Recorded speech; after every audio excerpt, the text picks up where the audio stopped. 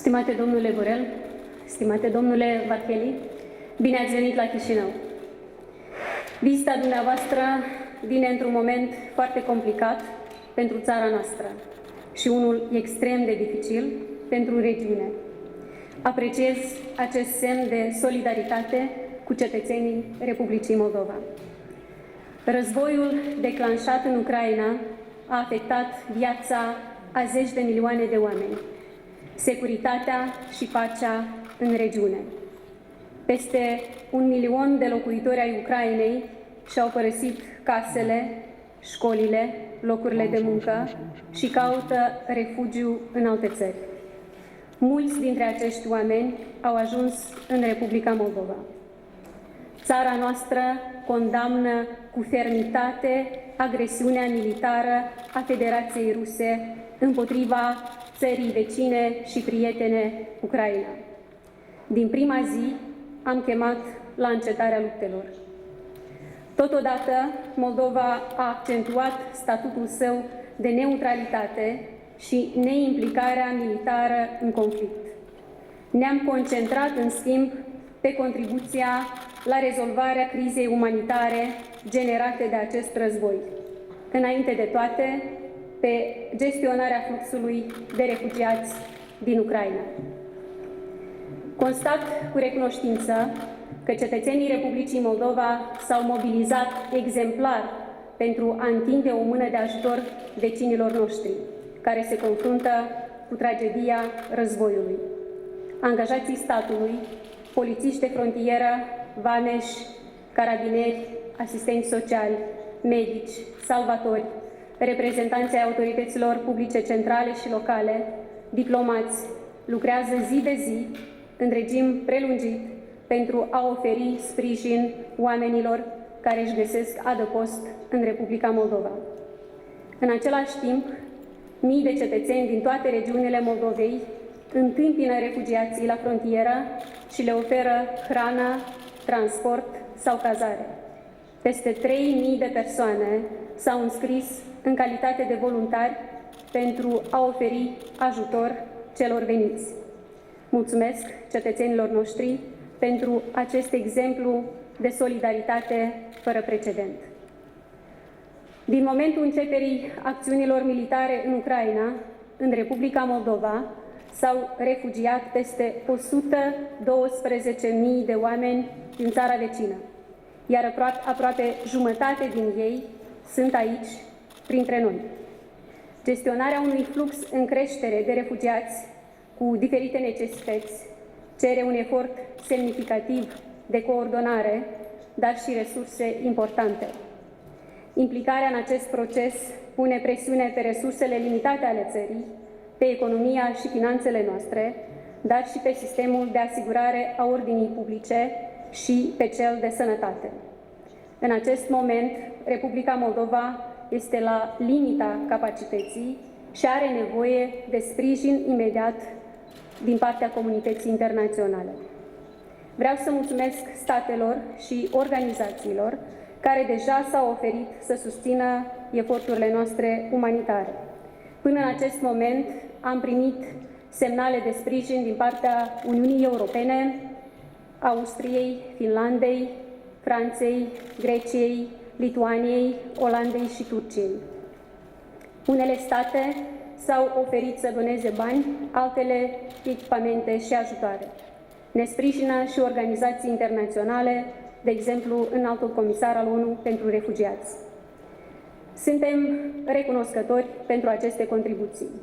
Ele vor fi redirecționate spre finanțarea eforturilor noastre umanitare, ca să putem fi alături de mai mulți refugiați care au nevoie de susținerea noastră. Moldova va oferi adăpost tuturor oamenilor care au nevoie de el. În aceste zile, cetățenii Republicii Moldova au demonstrat din nou că sunt europeni în fapte și aspirații. Suntem oameni pașnici, generoși și adaptabili, prețuim libertatea și am dovedit de multe ori angajamentul nostru pentru democrație. Ieri, în contextul incert al războiului din țara vecină, am lansat în Republica Moldova o campanie națională de promovare a păcii, pentru a încuraja o societate mai unită și a apropia ziua în care va fi oprit focul. Zeci de mii de oameni din toate domeniile s-au alăturat mesajului nostru. Războiul pune în pericol viitorul pașnic și prosper al Republicii Moldova și al altor țări din regiune. Efectele lui vor fi resimțite în toate aspectele vieții noastre, a fiecăruia dintre noi. Recuperarea economică va fi acum și mai dificilă. Noi nu vrem ca oamenii să sufere din acest motiv. În asemenea vremuri, preocuparea noastră este asigurarea viitorului Republicii Moldova. Avem obligația să facem tot ce ne stă în puteri pentru ca Moldova să rămână parte a lumii libere. Moldovenii au demonstrat de multe ori că merită o perspectivă europeană clară și un viitor în familia statelor europene. Viitorul cetățenilor noștri este în Europa și avansarea rapidă pe această cale ne va ajuta să depășim consecințele dramatice ale evoluțiilor din regiunea noastră. Susținând aspirația europeană a cetățenilor noștri, Uniunea Europeană poate demonstra în Moldova forța democrației și a libertății. În termen scurt și cu resurse relativ modeste, astfel contribuind la securitatea întregii regiuni. Suntem recunoscători partenerilor noștri europeni pentru solidaritate și ajutorul deja oferit, începând cu vara trecută, pentru recuperarea economică și susținerea reformelor în Republica Moldova. În același timp, noi avem nevoie în continuare de sprijinul ferm și susținut al Uniunii Europene pentru a ieși mai rapid și cu pierderi cât mai mici din crizele cu care țara noastră continuă să se confrunte. Criza pandemică, criza energetică și economică, iar acum și criza de securitate generată de război.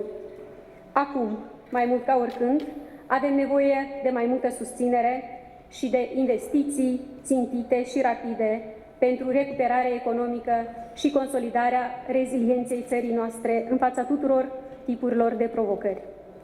Stimați oaspeți, mâine veți avea posibilitatea să discutați cu refugiați din Ucraina, care au găsit adăpost la noi în țară. Veți vedea tragedia și suferința acestor oameni. Atât timp cât ei nu sunt în siguranță, nimeni în Europa nu poate fi pe deplin în siguranță. Stimate domnule înalt reprezentant pentru politică externă, stimate domnule comisar, trăim într-o lume interdependentă în care evenimentele care au loc într-o parte a lumii produc reverbații în toate celelalte părți.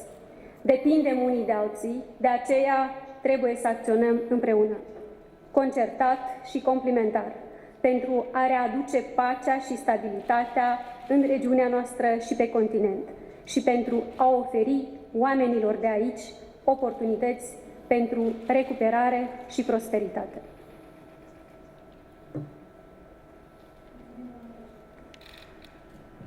Mulțumim, doamna președinte. Cuvântul se oferă excelenței sale, domnul Josep Borrell. Vă rog.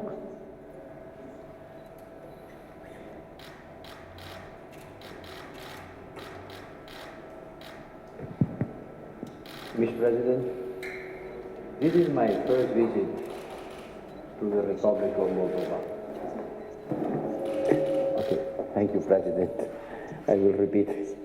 Thank you, Mr. President. This is my first visit to the Republic of Moldova in my quality of High Representative of the European Union for Foreign and Security Policy. And I am very glad to be here today together with my friend, the Commissioner Várhelyi. I certainly would hope that this visit could have been taking place in a less difficult circumstances. The circumstances are difficult, you know very well why, because in your borders there is the biggest threat to peace and stability in Europe since the Second World War. and the Moldovan authorities and the Moldovan people have shown their generosity in providing immediate support to the refugees fleeing Ukraine, be it Ukrainians or third country nationals, because I use this opportunity to stress that according with the values of the European Union, all people deserve the same treatment and no discrimination has to be implemented affecting to any refugee on the basis of whatever characteristics, be it national or ethnic or whatever. All deserve the same treatment. And I have to recognize that in the last week, Moldova has provided safe passage to more than 100,000 refugees that are escaping war in Ukraine. It has provided refugees to mothers and more than 20,000 children fleeing the bombs in Ukraine. I would like to express our most sincere gratitude and appreciation to you, Mr. President, and to your country. We see your efforts and solidarity with the people of Ukraine, and we will support you where we can on doing that, because we know that it is going to be a heavy burden on your people. Today, the problem is not only Donbass. The problem is not only Ukraine. What is at stake is the stability in Europe and the whole international order. And you can be sure, and that's why we are here today, to express our support and solidarity with the Republic of Moldova in the current situation across all areas, from humanitarian, energy and electricity, macro-financial assistance, to security and defense. Allow me to say something about each one of these lines of working together. On electricity, we are currently looking at an emergency synchronization of Moldova to the European Union electricity grid, and we hope to have an assessment by the European network quickly. Several member states have already pledged humanitarian supplies, some of which have already arrived, and Commissioner Várhelyi, who is in charge of the countries in the neighborhood, will say more about this. Let me concentrate on which is specifically my duty, which is the areas of security and defense, and in particular when it comes to strengthening the Moldova's resilience. We will support Moldova in strengthening its cyber security. An expert mission is here already in Chisinau as we speak to assess the needs and identify concrete support measures that can be implemented at very short notice. Secondly, we are going to use our European Peace Facility to provide the Moldovan Armed Forces with medical equipment and support for the case of crisis or emergencies. We will discuss today options for additional assistance on logistics if needed. Third, I think it's important also to stress how we can fight against disinformation. Disinformation has become a fully fledged war and is an active component of what has happened in Ukraine. And I think that we are ready to support Moldova on the efforts to provide their citizens the right information, because the right to the information, it's one of the most important rights of the citizens, and we are engaged on this fight. We also discussed the Transnistrian conflict settlement process. At the European Union, we continue supporting a peaceful and comprehensive settlement of the conflict on the basis of the respect of the territorial integrity and sovereignty of the Republic of Moldova within its international recognized borders, with a special status for the Transnistrian region. And we agreed today to hold a high-level political and security dialogue with Moldova in a couple of weeks to take stock of these points further. Let me stress that we affirm Moldova's right to choose its foreign policy course and believe strongly that Moldova belongs to the European family. We will continue to cooperate intensively on the basis of our association agreement. Commissioner Várhelyi can also give some more details about how this agreement is being developed. We are here to stress the importance of our engagement in our partnership. We are certainly at a critical juncture, and everything in which we believe and has been framing our lives, international rules, principles and progress, achieved since the end of the Cold War, at that moment is being challenged. And I would like to thank Moldova for supporting the United Nations General Assembly resolution on Ukraine. I think the international community stands together on this issue. Thank you, President, once again for your support to the people escaping the war, and you can be sure of our strong support to Moldavia from any point of view, from our association agreement development, from our support to the problems that you are facing now with the wave of refugees, that you have to take care of them, and our strong and continuous partnership. Thank you, President. Mulțumim, domnule Borrell. Cuvântul se oferă domnului comisar Olivér Várhelyi. Vă rog. Dear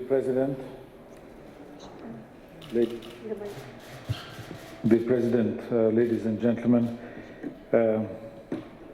it is an honor to be here. I also wish we didn't have to come under these circumstances, but we are here with you. And I think this is the bottom line. Because the Republic of Moldova can continue to count on the support of the European Union. And this is a very powerful message that we're bringing together with the High Representative Vice President. Because with the Russian invasion in Ukraine, war has unfortunately returned to Europe. And in these darkest hours, we need to help Ukraine, but also its neighbors who are affected. And therefore, Moldova deserves our attention and support. We are very much impressed by the work Moldova has accomplished and the response it has given to this unprecedented development in its vicinity. And the Moldovan people have welcomed and opened their homes to the Ukrainians forced to flee their country. The Moldovan authorities on their side have shown not only openness to help, but also strong resilience and efforts deployed to match this difficult task and to deal with this very difficult situation. So I want to flag again and underline twice that we are here to help you in this challenge. First, we will provide an additional 15 million euros for your government to help to manage the immediate crisis. And this is just the first step. We will continue to make every effort to support this heroic work that you are carrying out and help you to receive the people who need to flee the war. The EU Border Assistance Mission has been relocated to Chisinau, and it is now providing direct support at the border crossings, helping you to receive and register the people, and they are here to stay to help your work. We do hope that with this help, it will be easier for you to welcome the people. We are also increasing our humanitarian assistance. We have just announced an additional 5 million euros dedicated to Moldova to ease the refugee crisis and provide immediate humanitarian help under the EU Civil Protection Mechanism. You will have Commissioner Lenarčič arriving in the coming days, who will also explain how this can be implemented quickly, and I'm convinced that he will already come here with a clear plan of implementation. Third, our assistance, of course, goes beyond the immediate needs. We're very much aware of the acute energy crisis that you are facing. We have already provided 60 million euros of direct assistance for the most vulnerable customers. And we have proposed a macrofinancial assistance of 150 million euros, which we hope to conclude very quickly, 20% of which, so 30 million euros, will be purely grants. And fourth, we continue to implement the long-term plans. The economic recovery plan for Moldova, which is designed at the level of 600 million euros, is already delivering results on the ground for the people, but we need to continue implementing, and we have to start the implementation of the economic and investment plan under the Eastern Partnership, whereby we would like to mobilize up to 3.4 billion euros of public and private investments in Moldova to create long-term growth and jobs for the people of Moldova. Of course, these are challenging times. We are still in the COVID crisis. We are having difficulties when it comes to energy, and we have the major war just next door.